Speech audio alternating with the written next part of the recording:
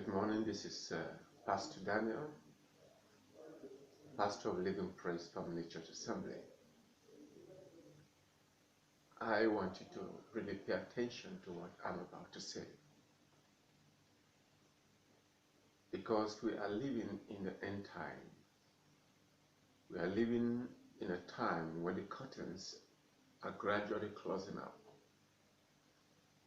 And the fearful thing is this: a lot of people do not even know the times we are living in. They do not even consider. There is too much backsliding these days that many people are not even aware if they are walking right or they are walking,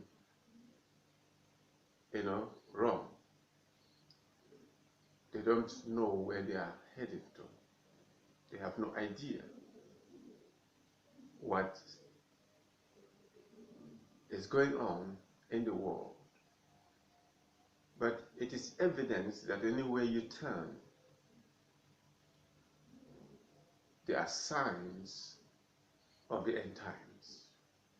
They are everywhere, on our newsprints, on the television set. Even as you walk the street, you see things.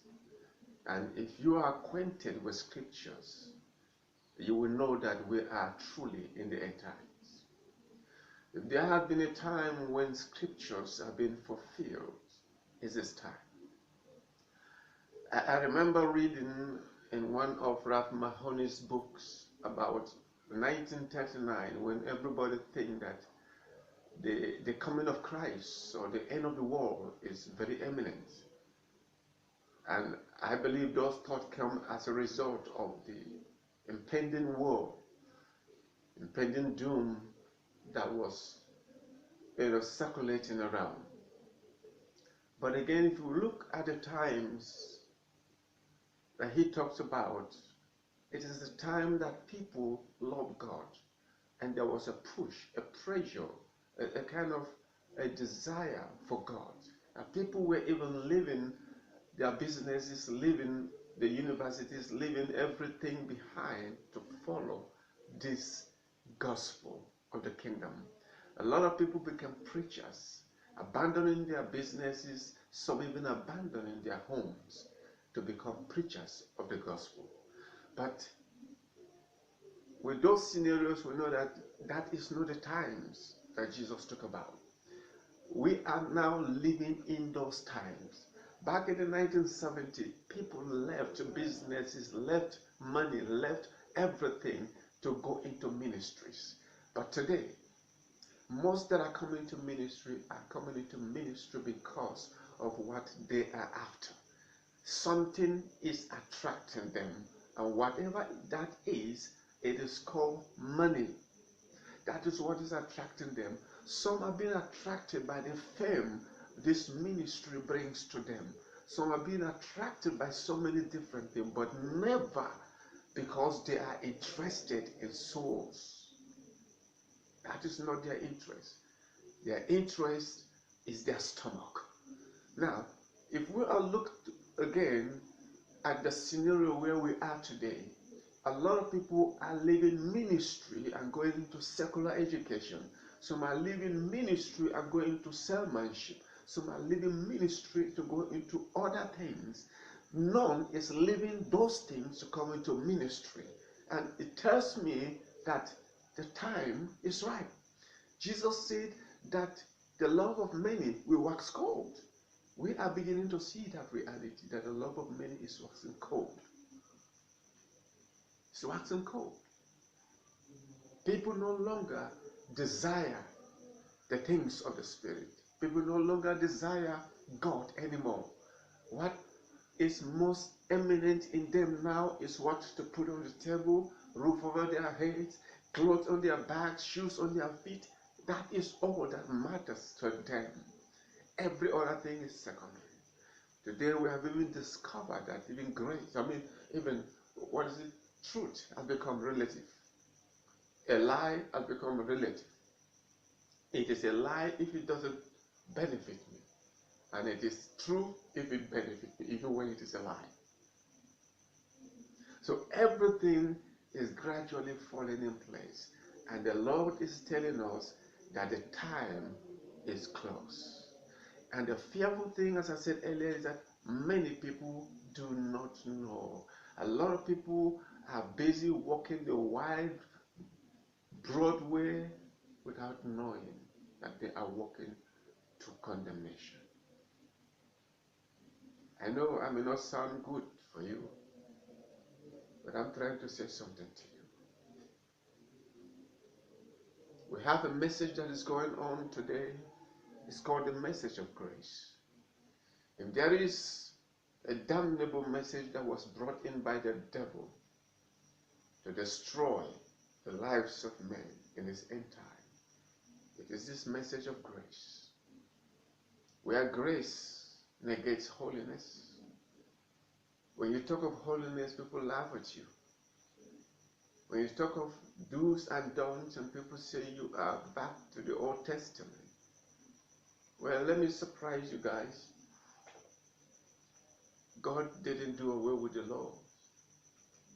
The do's and don'ts are the lines that separate right and wrong. They are the lines that separate truth from error. They are the lines that separate sin from righteousness.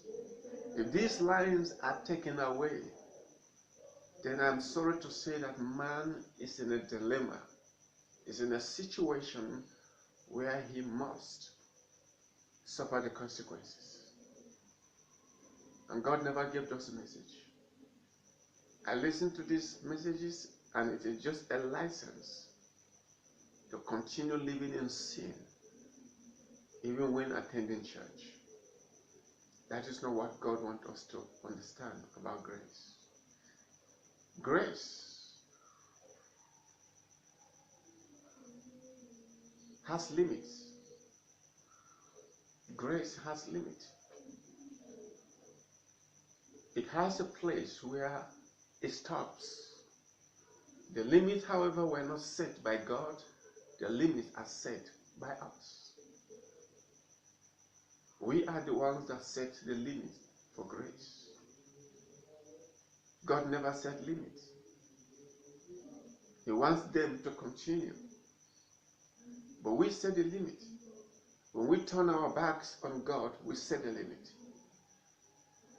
When after giving our lives to Christ, we now turn away and start doing the things we were delivered from, we put a limit. We put a limit to grace. We drew a line. God never drew those lines. We drew the lines. And whatever lines we drew, God honors, God respects. He will never force you against your will. Salvation is free, but it has to be by my own consent, not by God's idea. So my salvation is dependent on me. It's not dependent on God.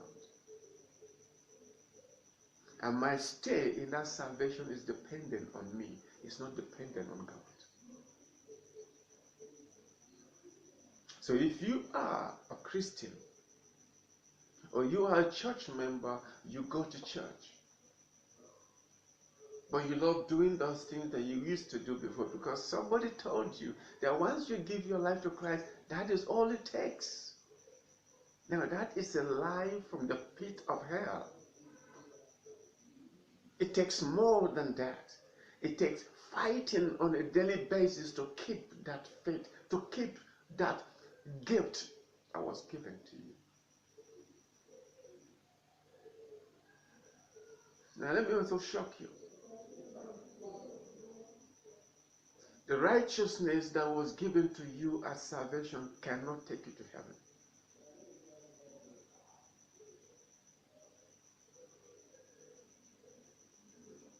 You wondering? It cannot take you to heaven. What takes you to heaven is what you do with the righteousness that was given to you.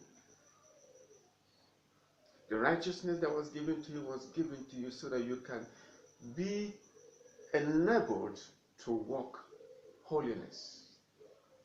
And it is only holiness that can give you access to the Father. Now, holiness is not a gift.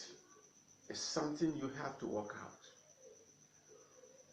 Something you have to work out. Holiness. What is the definition of holiness? My definition of holiness is righteousness put to test and maintained. When the righteousness of God given to you is put to test, because the moment you give your life to Christ, that righteousness will be put to test. Satan will challenge it, and he will challenge it by causing you to sin. Now, if your idea of grace is to just believe in a name and then you just go about doing whatever you feel like doing, then you are at the same time not an advocate of God, but an advocate for the devil. Because Satan comes to make you fail in that righteousness. And the reason, because he doesn't want you to attain holiness. So the message of grace is Satan's strategy to take you off the plan of God. And his plan is to defeat God. And you know that the only way he can defeat God is in you. Because you are the loved creation of God. So if he can destroy that faith in you for God, he has successfully defeated God. So we are giving Satan every day an opportunity to defeat God. And when the message of grace came, people start living anyhow. Today, entrepreneurship is the order of the day. Not more the spirit of holiness, no more the message of holiness, no more the message of righteousness.